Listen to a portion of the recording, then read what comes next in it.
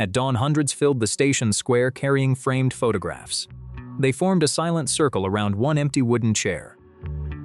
An old camera rested there beside an unwound blue ribbon. The photographer behind every picture was nowhere to be found. No one knew whether Adrian would see their faces again.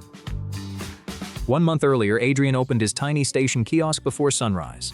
He cleaned every lens before touching his first cup of tea. Then he tied one blue ribbon around a simple wooden frame. At sunset, he offered one free family portrait to anyone. He asked no questions about money, clothing, or circumstance.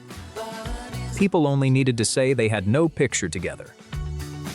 Adrian always remained behind the camera, never inside the frame. One empty frame had hung behind his desk for years. Most visitors assumed it was waiting for another customer.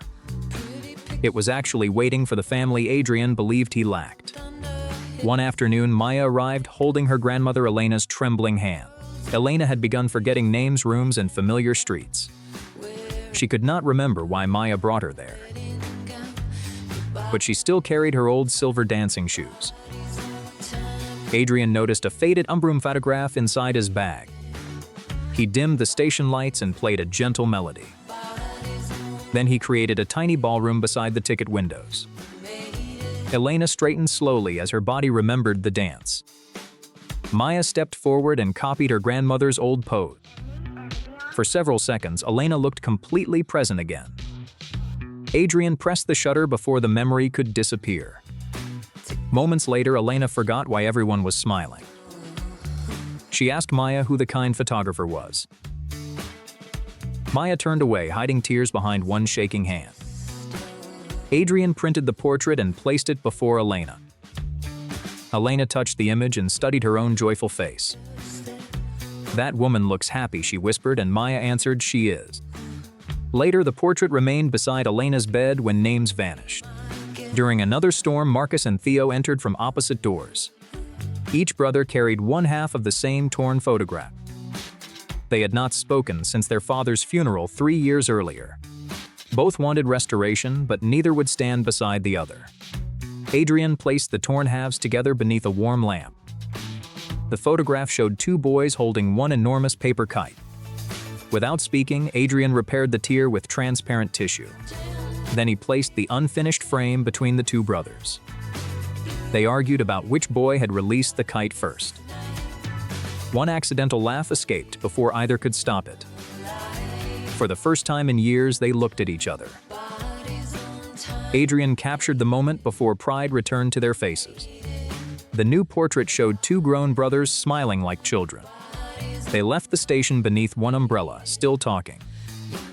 The repaired portrait later replaced both broken halves at home. Near midnight, a hospital nurse called Adrian from the maternity ward. A premature baby was finally strong enough to leave the hospital. Her parents had spent every saving on months of treatment. They owned hundreds of worries, but no family photograph. Adrian disinfected his camera and entered the quiet hospital room. Daniel stood nervously beside the baby's tiny wrapped body. Sarah was too exhausted to sit upright without assistance. Adrian lowered a cream cloth around the hospital bed. He used soft window light instead of bright equipment. The baby suddenly wrapped one hand around Daniel's finger. Sarah laughed and Daniel forgot to look afraid. The shutter clicked at the only perfect second. Then Adrian's portable printer suddenly stopped working. He opened the machine while the nervous parents waited. At last, the picture slowly emerged beneath his hand. It was the first image showing all three together. The nurse tied Adrian's blue ribbon around the finished frame. Every night, 4 station cleaners watched families leave with portraits. They polished floors, emptied bins, and disappeared before morning crowds. None had ever asked Adrian to photograph them. Then Rosa completed 30 years of working inside the station. Adrian closed his kiosk early and followed the crew downstairs. They stood awkwardly inside their plain work uniforms. Rosa said there was nothing special worth photographing. Adrian pointed the spotless station shining above them. He arranged their mops and brushes like ceremonial flags. The crew laughed so loudly the empty corridor echoed. Adrian captured one formal portrait and one joyful, untidy version. They chose the photograph where everyone was laughing. The picture soon hung proudly inside their small break room. After that, commuters began noticing and greeting the cleaners. Maya started visiting after school to learn camera basics. Marcus and Theo repaired the kiosk roof during a rainy weekend. Sarah and Daniel donated baby blankets to the nearby shelter. Rosa's crew kept Adrian's windows brighter than any shop nearby. Visitors left spare frames, battery, and film rolls. The free sunset portrait became a neighborhood ritual. Every finished frame carried the same narrow blue ribbon. But Adrian's vision had begun blurring around the edges. He turned the focus ring twice before faces became clear. At night, station lamps spread into glowing circles. A doctor showed him images of his weakening eyes. Treatment might help, but his sight could still continue fading. Adrian folded the report and told nobody at the station. He continued photographing every family that reached his door. Then one final portrait came out softer than intended. A small child said the blurry faces looked like stars. Adrian smiled, although his hands had begun trembling.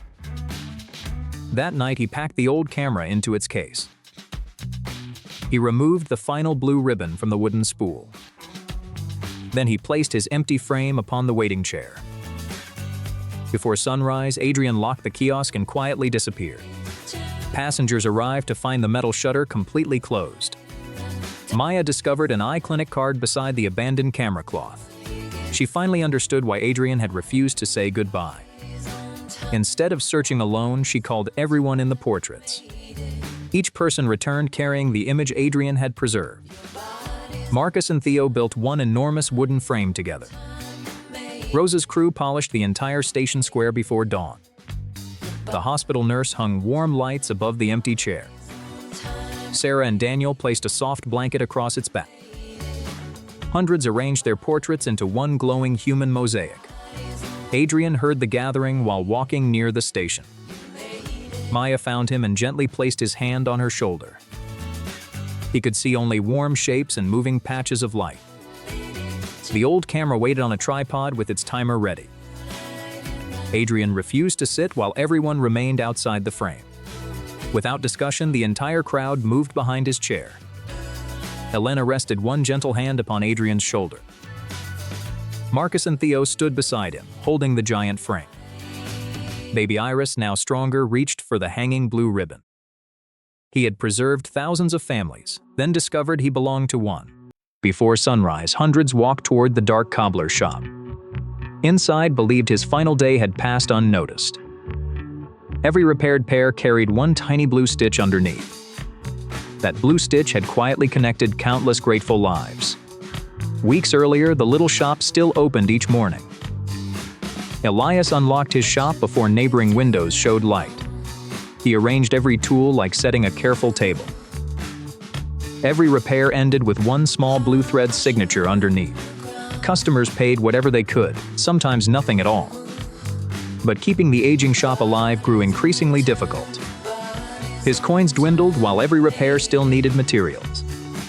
Even basic supplies slowly disappeared from his wooden shelves. One faded photographed why his shop existed. He promised worn shoes would never cause anyone shame. That morning, Jamie's red sneaker split before reaching school. He hid the damage before nearby children could notice. Jamie sat alone, fearing lateness, laughter, shame, and embarrassment. Elias noticed him and welcomed him into the warmth. Jamie showed empty pockets before Elias mentioned any payment. Elias closed his hand and asked only for patience. He cleaned Jamie's sneaker as carefully as something new. Then blue thread sealed the loosened soles securely together. Jamie tested it and his lost confidence instantly returned. He offered one marble. Elias accepted it like treasure. Jamie ran to school wearing confidence with repaired shoes. That afternoon, Nurse Rosa arrived exhausted, her heels split. Seeing the payment bowl, she quietly began turning away. Elias tapped the window before exhaustion carried her onward. Rosa sat silently, too tired to explain her journey. Elias served warm tea before beginning the needed repair. While Rosa slept, he worked without disturbing her peace. He strengthened her heel, finishing again with blue thread. When Rosa paid, Elias protected the meal she needed. She returned to work standing straighter, calmer, and stronger. That evening, Daniel's work boot split during final delivery. Cold rain filled it, but unfinished work still waited. Elias brought Daniel and his cart safely beneath shelter. Daniel feared missing work could cost his delivery route. Elias used his strongest remaining leather for Daniel's patch. He reinforced the boot for many more difficult streets. Daniel tested it, Elias used his final patch. Elias sent him onward again before gratitude became obligation. Next morning, Clara brought Ava and her damaged shoe. Her coins could buy either dinner or the repair. Elias returned them before Clara sacrificed her family's meal. Ava watched Elias inspect her shoe with complete seriousness. He cut leather from his own shoe for hers. Blue thread closed the tear and eased Clara's worry. Ava walked carefully until bright joy replaced her nervousness. She offered Elias a flower drawing as heartfelt payment. He displayed it beside Jamie's marble like priceless treasure. Soon, stories about the quiet cobbler spread across neighborhoods. May brought yellow flowers, remembering her repaired winter boots. Rosa returned with warm tea and sandwiches for Elias. Daniel delivered donated leather gathered from warehouses across town. Jamie swept the shop after school without being asked. Clara cleaned windows while Ava dusted the lower shelves. Neighbors brought supplies, food, and tools without calling repayment. Blue thread footprints symbolically connected strangers throughout the whole neighborhood. Elias welcomed everyone, hiding how exhausted he had become. At night, decades of work left his hands trembling. One evening, blue thread slipped repeatedly from his fingers. Elias finally wondered whether he could continue repairing shoes.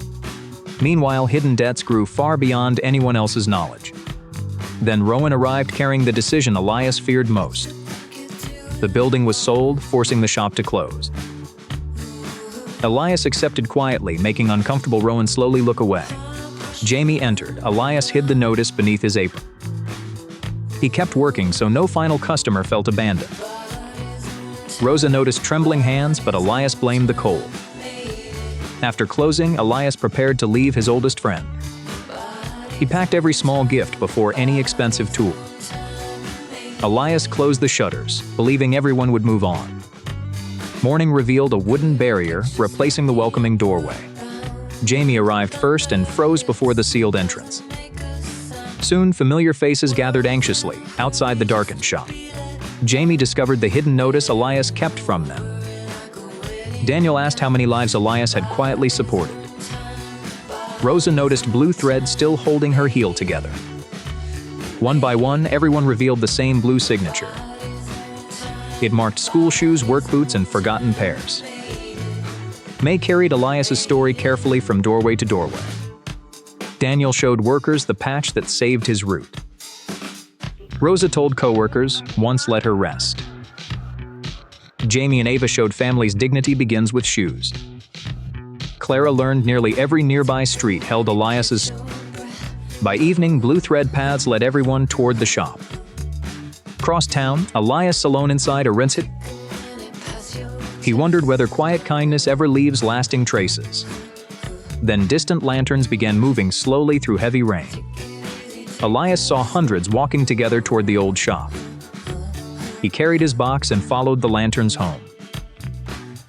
The crowd lined repaired shoes along roads as testimony. Jamie raised his sneaker before Rowan and the keys. Others raised repaired shoes, each holding different personal memories. Rowan expected anger but encountered deep, overwhelming gratitude instead. When Elias arrived, the street opened a path forward. Jamie embraced him, proving the shop still remained alive. Rosa returned his apron. Daniel gently returned his hammer. Ava returned her drawing among hundreds of living memories. Rowan saw blue thread, then froze beside the photograph. The frightened child in Elias's photograph was young Rowan. Decades earlier, Rowan hid torn shoes beneath the rain. Young Elias repaired them freely, creating his blue signature. That kindness let Rowan enter school free from humiliation. Rowan forgot Elias's face, but completely remembered the feeling.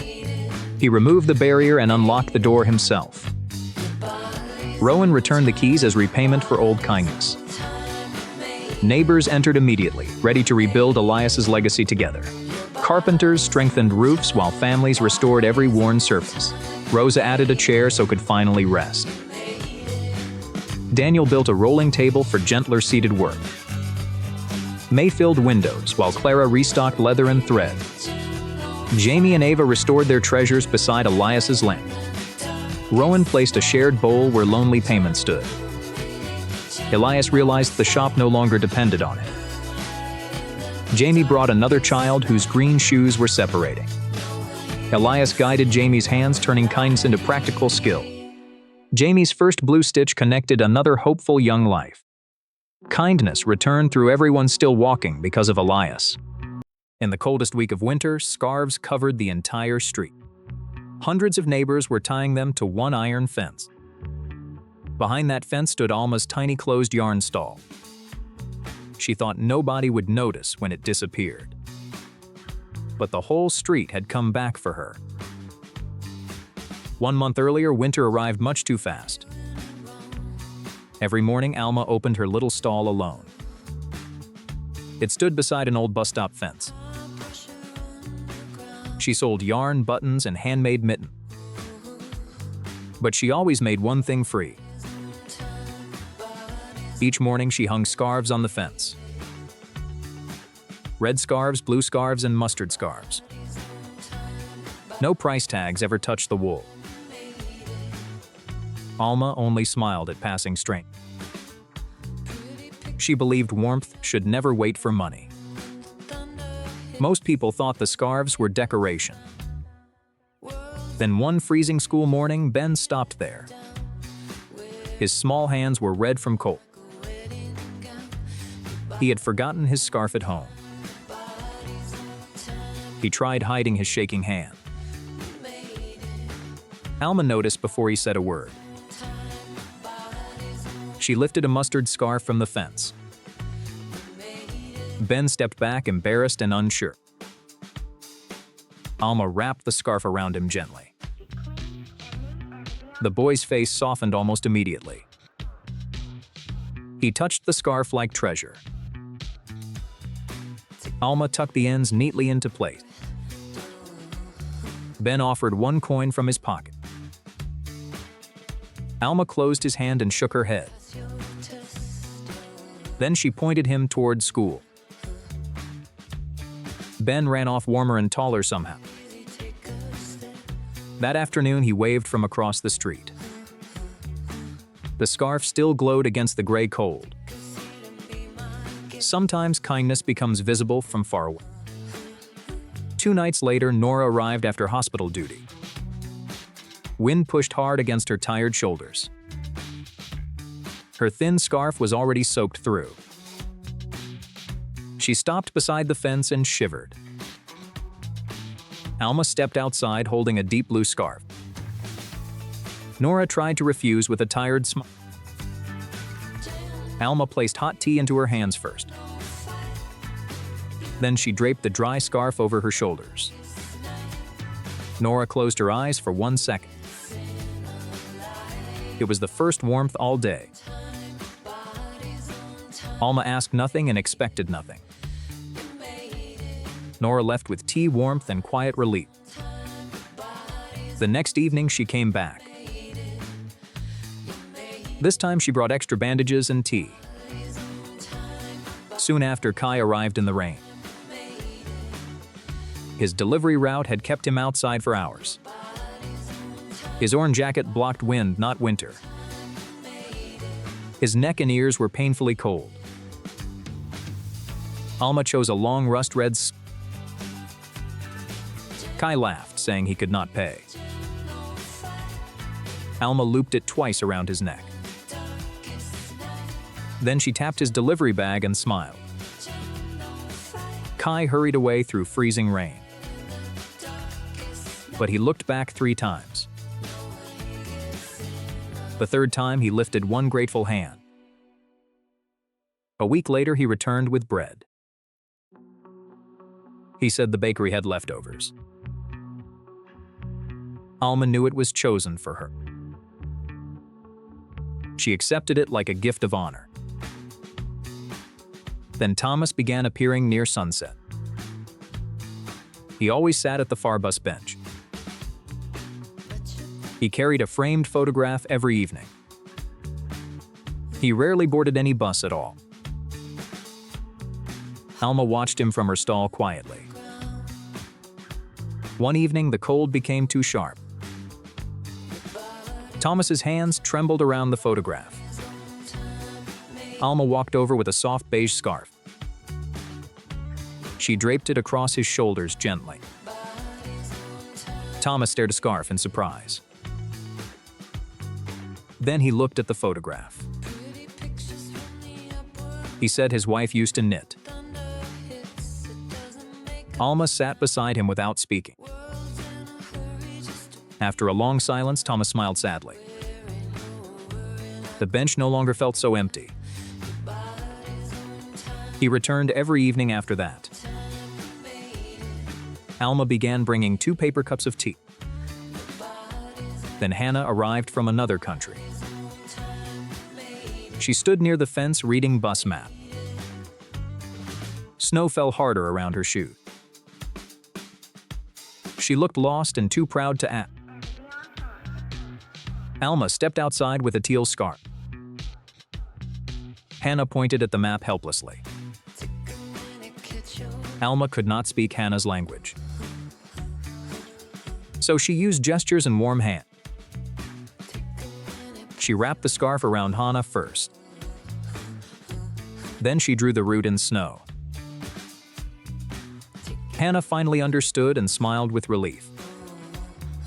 The next day, she returned with an orange notebook. She had drawn Alma and the fence inside. Alma laughed and pinned the drawing nearby. Soon the fence held scarves and small gifts.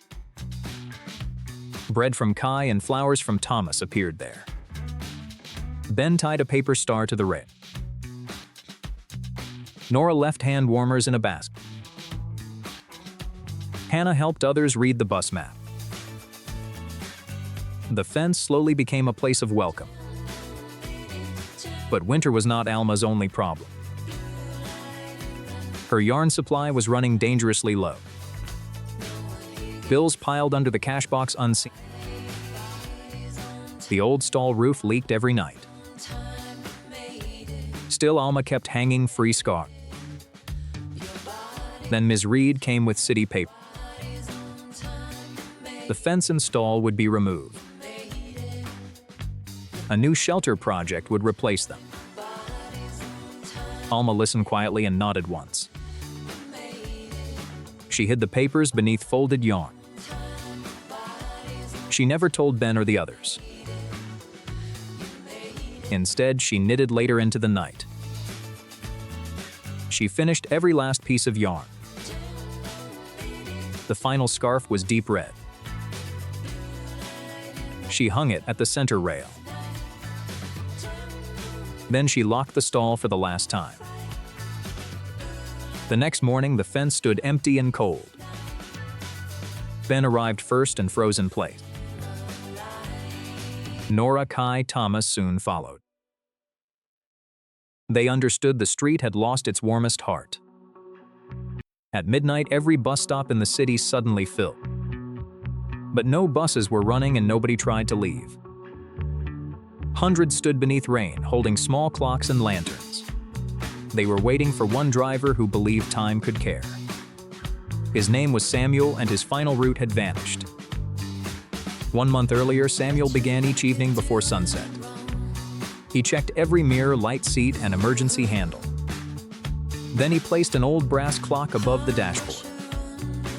It always ran exactly 60 seconds slower than station time. Other drivers joked that Samuel's bus lived in yesterday. Samuel only smiled and started the final neighborhood route. At every stop, he waited 1 full extra minute. Some passengers complained when the doors remained open too long. Samuel watched the sidewalks instead of watching the clock. He knew late footsteps often belonged to worried people. One rainy evening, Eli ran toward the final stop. His red backpack bounced while his shoes splashed through puddles. The bus doors should have closed before he reached them. But Samuel saw the boy and quietly waited. Eli climbed aboard, breathing hard and fighting frightened tears. He had stayed late because his mother missed work. Without that bus, he would walk 4 dangerous miles alone. Samuel gave him a towel and the front seat. Then he called the hospital where Eli's mother worked. She answered, relieved that someone had found her son. Eli watched the rain slide across the Wormsbus window. For the first time that evening, he felt completely safe. At his stop, Samuel waited until the apartment light appeared. Eli waved from the doorway before Samuel continued driving. The next night, Eli brought a paper cup of cocoa. He left it beside Samuel's brass clock without explanation. Samuel drank it slowly, treating the gift like treasure. Several days later, Maya reached the hospital stop late. Her shift had lasted 14 hours without proper rest. She saw the bus pulling away and lowered her head. Samuel noticed her reflection and pressed the brake gently. The doors reopened and warm light spilled onto the pavement. Maya climbed aboard, too tired to offer a full smile. Samuel moved his coat onto the coldest empty seat. Then he lowered the lights so she could rest. Maya slept through 6 stops without anyone disturbing her. Passengers whispered and moved quietly around the exhausted nurse. Samuel woke her gently 1 stop before her home. She opened her eyes, confused by the sudden kindness. The next evening, Maya brought a small first aid box. She placed it beneath Samuel's seat for future passengers. Soon, the bus carried more than people between neighborhoods. It carried towels, tea bandages, umbrellas, and spare gloves. Then Jonah began boarding near the bakery after midnight. He always carried unsold bread inside 2 paper bags. At first, he sat alone behind the rear door. Samuel noticed him counting coins before buying a ticket. Some nights, Jonah had enough money for only 1 ride. Samuel quietly returned the fare through the change tray. Jonah protested, but Samuel pointed toward the bread bags. That night, the bread became everyone's ticket. Passengers shared warm rolls while rain covered the windows. A lonely bus slowly began feeling like a kitchen. Jonah returned nightly, bringing whatever the bakery could spare.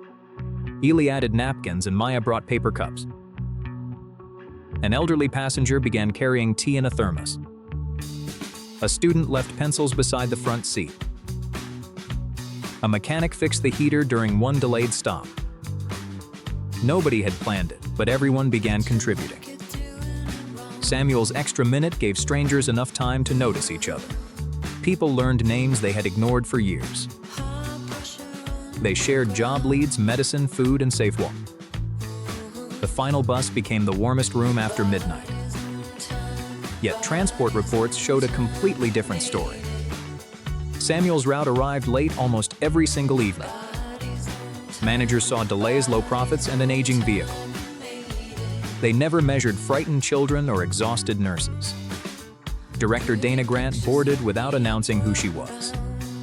She carried a clipboard and watched Samuel carefully.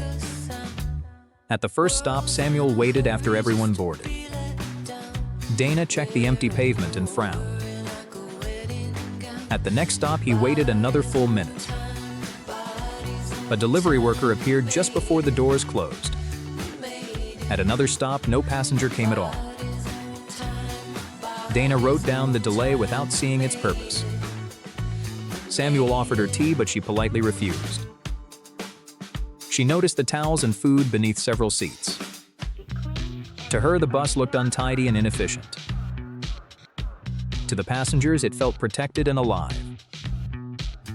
The following morning, Dana delivered the closure notice.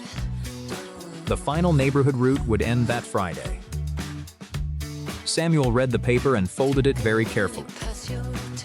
He did not argue, although his hands began trembling. That night, he told nobody what was coming. He still waited 60 seconds at every familiar stop. Eli noticed Samuel staring longer at the brass clock. Maya saw the closure paper hidden beside his back. Jonah understood before Samuel could explain anything. The passengers sat silently as the bus reached its depot. Samuel thanked them for making an old route meaningful. Then he switched off the lights for the final time. On Saturday night, Eli stood alone at his ute. Maya joined him carrying the first aid box. Jonah arrived with bread, followed by dozens of passengers. They decided to wait 1 minute for Samuel. Then each person called someone else from the route. Within an hour, every bus stop filled with people. Workers brought clocks, lanterns, umbrellas, and folding chairs. Families carried photographs of nights the bus brought them home. Dana arrived after receiving reports of blocked sidewalks. She expected anger but found hundreds waiting peacefully. Eli placed his cocoa cup beneath one glowing clock. Maya showed the supplies passengers had shared for years. Jonah handed Dana a warm roll from the final route. Then Samuel arrived, walking instead of driving. Every clock in the street stopped for 60 seconds. The silence felt larger than any protest Dana had heard. She noticed Samuel carrying the old brass dashboard clock. Dana recognized the tiny wing engraved behind its hands. It had belonged to her grandfather, the company's first driver. Young Samuel had once repaired his bus during a storm. Her grandfather gave him the clock with one promise: never measure a journey only by when it ends. Dana returned the route keys before the minute finished. And every stop kept 1 extra minute for whoever needed it. At midnight, every phone in the neighborhood began ringing together. But nobody was calling from inside their own homes. The sound came from one old booth beside the station. Inside it stood holding a single brass coin. She thought the city had finally forgotten what the booth meant. 1 month earlier, winter rain covered the station square. Every morning, Mira unlocked the old phone booth before sunrise. She cleaned the glass and polished the heavy black receiver. Then she placed several brass coins beneath the telephone. Anyone without money could use them without asking. Mira believed important words should never wait behind an empty pocket. Most commuters barely noticed the tiny bowl of coin. But Mira continued returning every morning with her small toolbox. She had kept the telephone working for nearly 30 years. One gray afternoon, Theo missed the final school bus. Rain covered his glasses and soaked his mustard coat. His blue backpack felt heavier with every passing minute. The station had emptied before he realized he was alone. Theo searched his pockets and found no phone or money. He tried to remain brave beneath the station clock. But the rain grew colder and his courage became smaller. Mira noticed him through the fogged phone booth glass. She opened the door and offered him a dry cloth. Theo whispered that nobody knew where he was. Mira placed one brass coin carefully into his hand. A tiny star had been scratched across its surface. She showed him how to lift the receiver slowly. Theo dialed his mother's number with trembling fingers. When her voice answered, his frightened shoulders finally relaxed. Mira waited outside, giving the boy privacy and dignity. 10 minutes later, Theo's mother arrived through the rain. She held him tightly beneath one wide blue umbrella. Theo returned the brass coin, but Mira shook her head. She told him to keep it for another difficult day. Sometimes safety begins with knowing somebody can still be reached. Several nights later, Luis stopped beside the booth after work. His delivery bicycle had broken 3 streets away. His hands were cold and his rented phone was dead. He needed to tell his manager before losing tomorrow's route. Luis found the bowl empty after a long, difficult day. Mira opened her purse and gave him her final coin. Luis promised to repay her when his wages arrived. Mira only pointed toward the telephone and smiled. He called his manager and explained the broken bicycle. The route was saved and repair help was sent. Luis returned the following morning carrying warm bread. He claimed the bakery had packed one loaf too many. Mira accepted it because kindness must sometimes receive kindness too. Soon, Luis began checking the booth during his deliveries. If the glass was dirty, he cleaned it quickly. If the coin bowl was empty, he added what he could. The old booth slowly became part of his daily route. Then Arthur began visiting every Sunday after sunset. Arthur always entered the booth but never dialed immediately. He would hold the receiver and stare at the numbers. His daughter lived across the country with her own family. They had not spoken since one painful argument. Mira never asked what happened between them. She simply left tea beside the booth each Sunday. One evening, Arthur finally placed a coin inside. He dialed one number, then almost hung up. Mira gently placed her hand against the glass. Arthur waited until a distant voice answered. He said only 3 words before tears appeared. "I miss you too." The call lasted nearly an hour after that. Arthur left smiling with a faded family photograph. The following Sunday, his daughter called the booth first.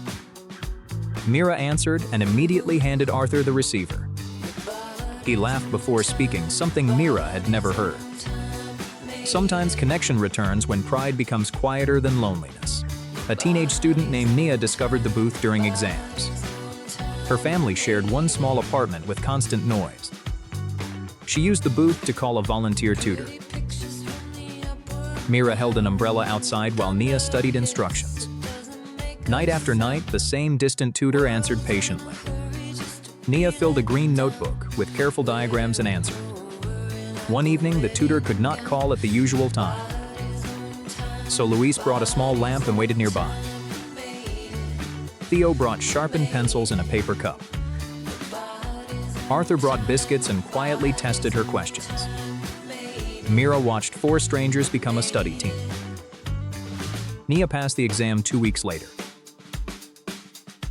She returned wearing the widest smile in the square. Then she placed several coins beneath the receiver.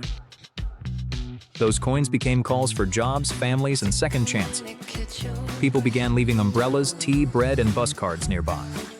The old booth became the smallest community room in the city. Miss Cole arrived carrying plans for station renovation.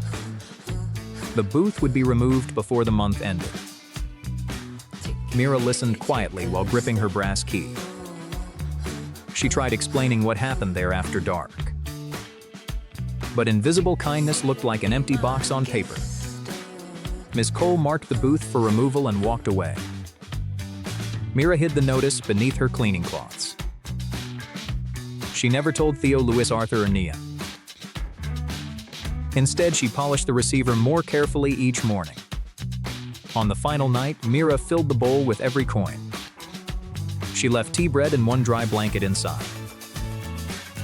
Then she locked the booth and carried her toolbox home. Before sunrise, workers surrounded it with wooden barriers. Theo arrived first and found the door sealed. Luis, Arthur, and Nia gathered beside him moments later. They found the removal notice through the wet glass. Theo lifted his star-marked coin and began knocking on doors. Luis carried the story through every delivery street. Arthur called everyone who had ever used the booth. Nia contacted students, workers, families, and newcomers. By midnight, hundreds filled the station square with telephones. Some carried old receivers, others carried coins and umbrellas. Each person had one story connected to the booth. Miss Cole returned stunned by the glowing crowd. Then Theo placed his star-marked coin into her hand. Miss Cole froze as an old memory returned. Decades earlier, she had been a lost child in snow. Young Mira had given her that same kind of coin. One phone call had reunited her with her frightened father. Miss Cole removed the barriers and returned Mira's brass key. The booth remained, now protected by the entire neighborhood. And every night, one free coin waited beneath the receiver. 40 strangers carried chairs through storm toward Mara's cafe. Inside, Mara believed nobody would arrive before closing forever. That empty chair had quietly changed many forgotten lives. Now those lives returned to protect the woman inside. The story began 1 week before the cafe died. Every morning, Mara opened her cafe before neighbors awakened. She cleaned tables as though an honored guest approached. At table 7, she always placed one extra chair. Beside it, she left soup for whoever needed kindness. But kindness could not protect her cafe from bills. For months, fewer customers entered through the old door. Shelves thinned faster than Mara's courage could replace them. Still, she refused removing the chair or waiting meal. That morning, soaked Noah stopped beneath her cafe awning. Noah checked his wallet, found nothing, then turned away. Mara opened the door and pointed toward that chair. She explained the meal had already been paid for. Noah ate slowly, fearing kindness might disappear too quickly. Mara gave him something equally precious, freedom from shame. When Noah thanked her, Mara requested absolutely nothing afterward. He left without money, but with his dignity restored. That afternoon, Lily studied outside because home felt overcrowded. Mara noticed her struggling and invited her toward warmth. The chair became a desk while soup became tea. Mara stayed late so Lily could finish important work. When Lily fell asleep, Mara covered her without noise. She never made the exhausted girl feel like inconvenience. Lily walked home believing her future still had space. Next morning, Arthur entered carrying silence heavier than Cain. He ordered tea, then stared at the opposite chair. Mara brought another cup and sat without difficult questions. Eventually, Arthur described the wife he missed every day. For once, his grief shared space with gentle laughter. He left grieving but no longer carrying everything alone. That evening, bicycle courier Maya stopped beneath pouring rain. Mara welcomed Maya before asking whether she could pay. The chair became shelter and the soup returned again. Carpenter Ben noticed her bicycle and offered skilled hands. One person's welcome gave someone else permission to help. Maya returned to work protected by people barely known. Next morning, she returned with bread from grateful bakers. Ben returned too, repairing shelves leaning for many years. Lily left pencils for whoever next needed the table. Arthur brought apples, claiming he owned far too many. Noah returned and asked whether dishes needed washing today. Soon, the man receiving soup was helping serve it.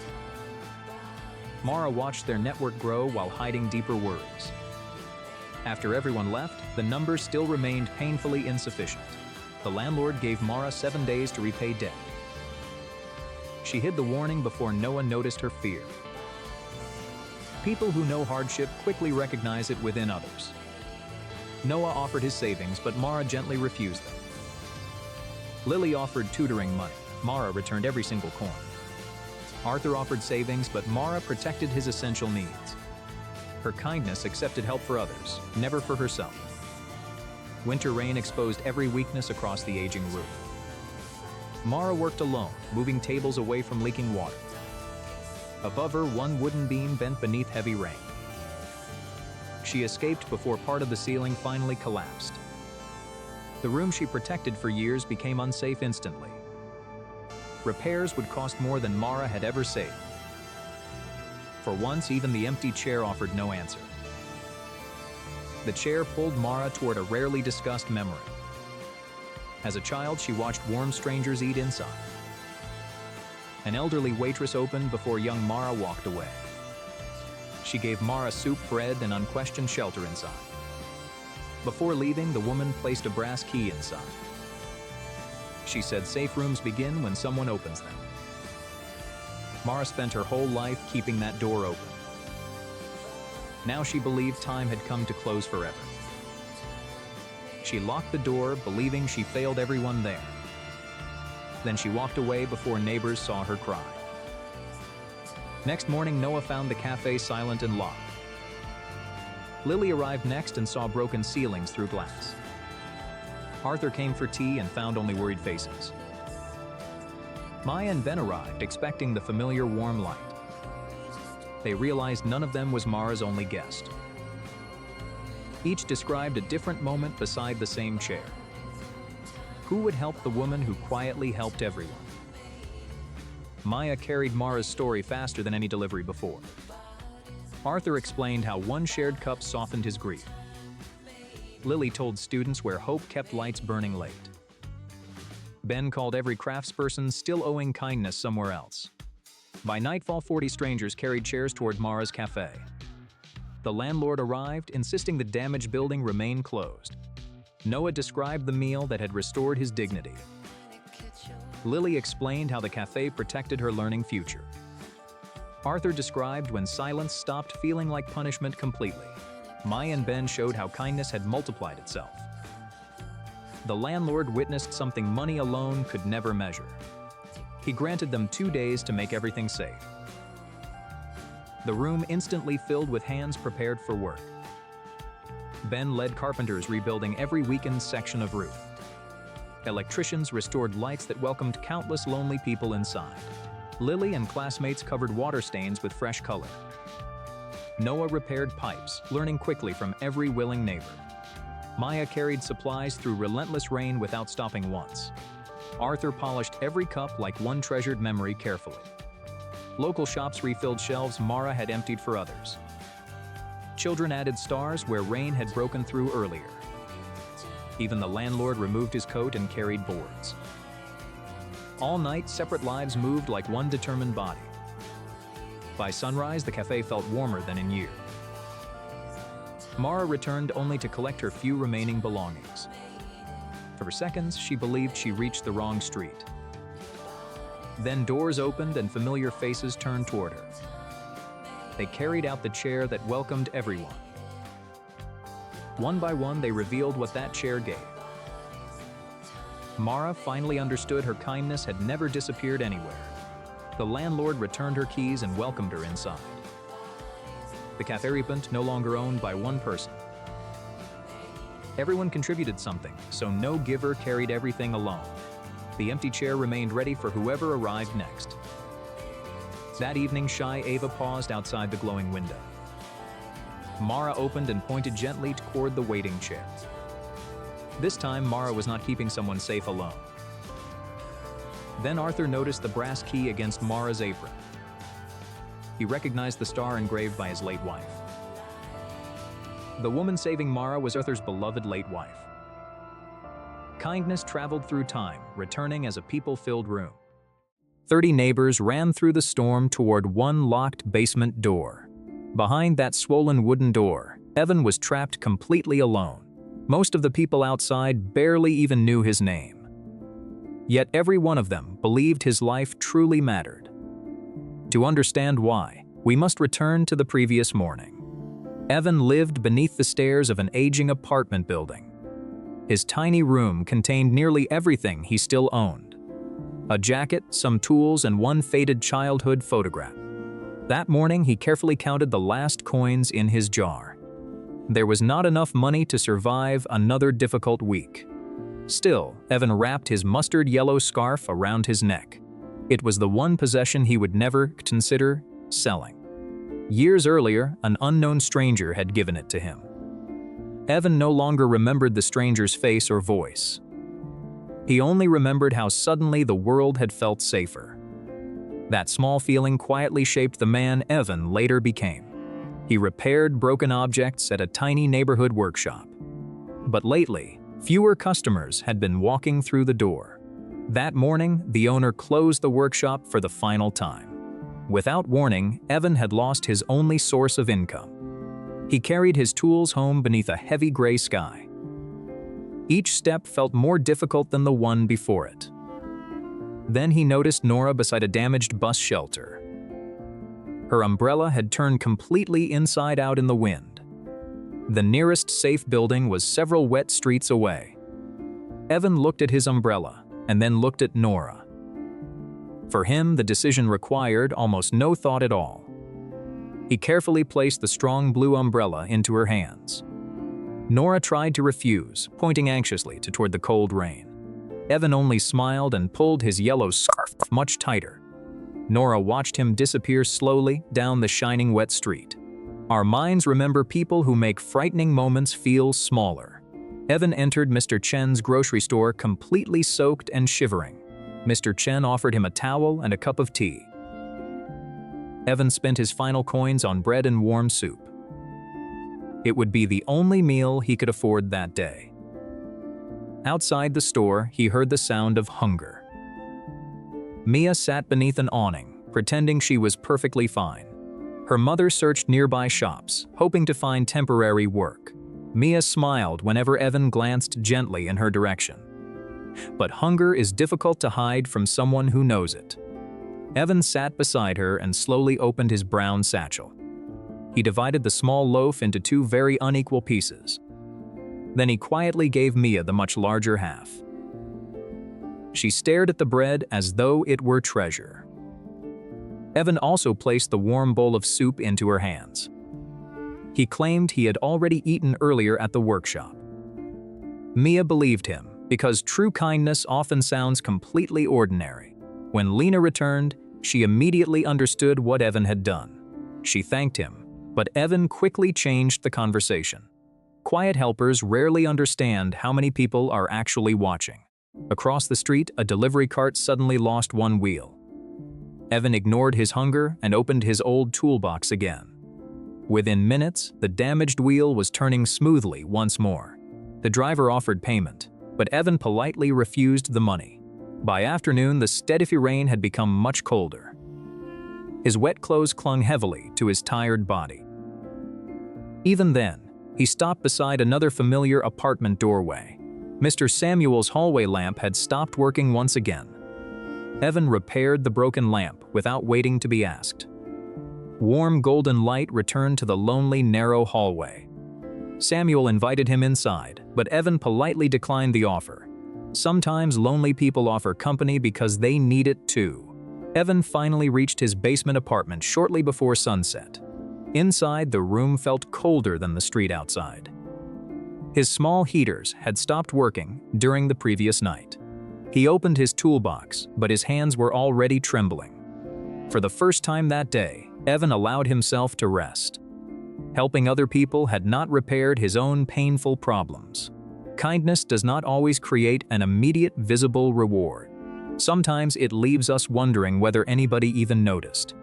A small weather radio warned that a powerful storm was coming. Evan noticed rainwater collecting near the outside basement drain. If the drain stayed blocked, his entire room could flood. He returned outside carrying a shovel and a metal bucket. He worked alone while every nearby window slowly became dark. The storm suddenly knocked out power across the neighborhood. Wind pushed branches, paper, leaves, and mud toward the drain. Evan cleared one pile, but another immediately replaced it. Cold water was already rising around his soaked black shoes. Then a heavy branch crashed across the basement stairway. A violent gust slammed the wooden door shut behind him. Swollen by rain, the door could no longer be opened. Water began slipping underneath it and entering his tiny room. Evan shouted for help, but thunder swallowed every desperate word. His flashlight flickered weakly, then finally disappeared into darkness. For several seconds, he heard nothing except the rising water. Then someone suddenly struck the small window from outside. It was Mia, holding a tiny glowing battery-powered lantern. She recognized Evan because his yellow scarf glowed through the glass. Mia ran through the storm toward her mother and Mr. Chen. Mr. Chen remembered the soaked man who had shared his meal. The delivery worker remembered the stranger who repaired his cart. Samuel remembered the warm light returning to his lonely hallway. And Nora remembered the blue umbrella beside her front door. She opened that umbrella and stepped directly into the storm. Then she knocked urgently on every door along the street. She did not ask whether the neighbors personally knew Evan. She asked whether they could leave any person there alone. Within minutes, the empty street filled with glowing lanterns. People who had never spoken began working side by side. Mr. Chen organized a line to carry away the water. The delivery worker used his repaired cart to move the branch. Samuel wrapped warm blankets around the coldest rescue volunteers. Lena held the rope while Mia protected her small lantern. Nora stayed beside the window, speaking calmly to frightened Evan. Her voice reminded him that he was no longer alone. Together, the neighbors finally pulled the heavy branch aside. Several strong hands forced the swollen basement door wide open. Evan stepped outside into a wall of waiting faces. He could not understand why so many people had come. Then Mia placed her remaining piece of bread into his hands. Mr. Chen gave him a large bowl of steaming soup. Samuel welcomed everyone into his newly illuminated warm hallway. Small acts of kindness had created an invisible human network. Each person had received enough courage to help somebody else. Then Nora noticed the faded stitching on Evan's yellow scarf. Her late husband had sewn that same mark many years earlier. He was the stranger who once helped a frightened child. Kindness had returned, not as payment, but as a community. On winter's coldest night, hundreds carried lights toward library. Inside, Omar believed the final light had vanished forever. For years, one lamp waited for anyone without shelter. Now those guided by that light had returned together. The story began 1 month before anyone expected closure. Every evening, Omar worked after the librarians went home. He cleaned quietly, expecting someone important might return later. Before locking up, he always left one lamp glowing. Beside it, Omar left tea for anyone needing warmth. But the aging library was losing visitors, funding time. Even replacement bulbs became resources Omar counted extremely carefully. The library needed more, but kindness remained Omar's strength. That evening, Sophia and Leo waited beneath the awning. Sophia believed they had arrived too late for computers. Omar opened the side door, pointing toward the light. He welcomed them before asking why they came late. Sophia needed work. Leo needed somewhere peaceful for study. When the computer failed, Omar repaired its cable patiently. Sophia continued typing while Leo faced another problem alone. Omar transformed the difficult question into 3 simple objects. The answer appeared, but confidence mattered far more afterward. Near midnight, Sophia finally completed the application she feared. When she offered payment, Omar protected tomorrow's necessary money. They walked home carrying hope absent just hours earlier. Several nights later, Malik stopped after missing another address. He hid reading difficulties for years behind confident speed. Omar noticed the paper, asking nothing that might wound. Malik finally admitted some street names still defeated him. Omar answered with practical tools instead of pitying Malik. Together, they turned addresses into landmarks, colors, remembered turns. Night after night, Malik practiced following his final delivery. Then maps became words, and words became less frightening. The first route Malik read alone felt city-sized inside. For once, Malik reached a door without pretending understanding. He returned with bread, calling it merely accidental extra. Another evening brought June, carrying photographs in private silence. She visited annually since her husband's death changed everything. Omar placed 2 cups honoring someone alive through memory. June spoke while Omar pretended shelves still needed dusting. When her voice weakened, Omar sat and shared silence. Grief remained, but briefly stopped feeling completely lonely there. June left carrying the photograph with slightly less weight. Then Anna appeared outside after evening language classes ended. She feared entering, yet remained determined to keep learning. Omar opened the door without exposing her visible fear. Anna entered slowly, expecting the room might reject her. He began with pictures because understanding precedes spoken language. Books, chairs, windows, and cups slowly gained new sound. Leo joined Anna, using drawings whenever words became difficult. Malik shared lessons he had once feared requesting himself. June offered conversation slowly enough for courage to follow. One night, Anna wrote her first complete sentence alone. The room celebrated soft, protecting her fragile new confidence. Soon, Anna guided another newcomer through that uncertain doorway.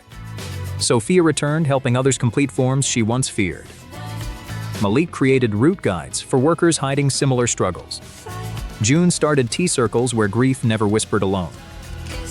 Anna prepared picture lessons for newly arrived community members. After closing, the library grew warmer than during daytime. Omar watched everyone gather, hiding his growing exhaustion quietly. Then Ms. Vale arrived carrying the city's final decision. The library would close, judged underused and prohibitively expensive.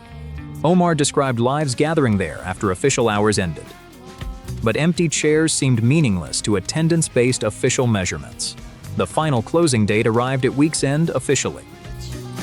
Omar hid the news, preserving everyone's final peaceful evenings. He memorized their faces while pretending adjusting the lamp. That night, Omar removed the note guiding him decades. He packed cups, keys, flashlight, and note together carefully. He switched off everything except the lamp he protected. For minutes, Omar sat where others had found courage. Then he extinguished the lamp and locked the door. Next evening, Sophia and Leo found only complete darkness. Malik, June, and Anna arrived carrying familiar evening offering. Anna discovered documents Omar had deliberately hidden from everyone. Sophia understood Omar had protected them from painful truth. Malik wondered how many lives passed beneath that light. June remembered anniversaries made survivable within that quiet room. Leo displayed schoolwork he once believed impossible to finish. Anna opened the notebook that began with pictures, fear. Sophia showed the job born from one late application. They realized Omar's lamp had reached far beyond them. Sophia began knocking on every door she could reach. Malik carried the story faster than any delivered package. Anna found newcomers who once entered through Omar's doorway. June shared how one quiet chair carried her grief. Leo asked every student to bring light and memory. By next night, the city seemed to carry stars. Hundreds crossed snow toward the library Omar believed unwanted. Ms. Vale expected closure but found one living city.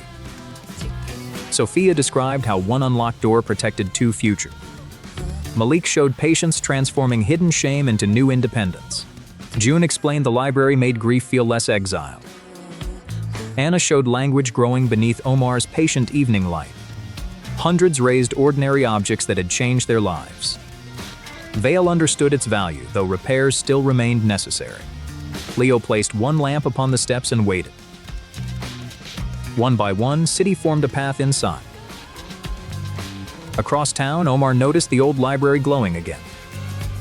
When Omar arrived, hundreds turned toward him silently together. Leo returned the flashlight guiding countless difficult evenings before. Sophia returned thermos, Malik cups, Anna the folded note.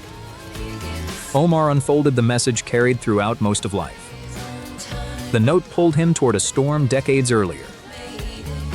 A librarian once opened this side door for him. She taught Omar reading after everyone else went home. Before retiring, she gave one key and simple instruction. Vale recognized the librarian photographed as her own mother. Her mother taught Omar requesting one light remain on. Vale reopened the same door her mother opened before. The city entered together, proving the room still lived. Builders repaired roofs while electricians restored every failing light. Sophia created evening desks for people seeking work opportunities. Malik taught root reading to workers hiding similar struggles. June placed two cups wherever grief needed patient company. Anna welcomed newcomers with pictures before requesting spoken words. Leo became the patient helper he once needed himself. Vale created shared keys so no one carried everything. Omar returned the original lamp to its familiar place. The light stayed on for whoever arrived needing shelter.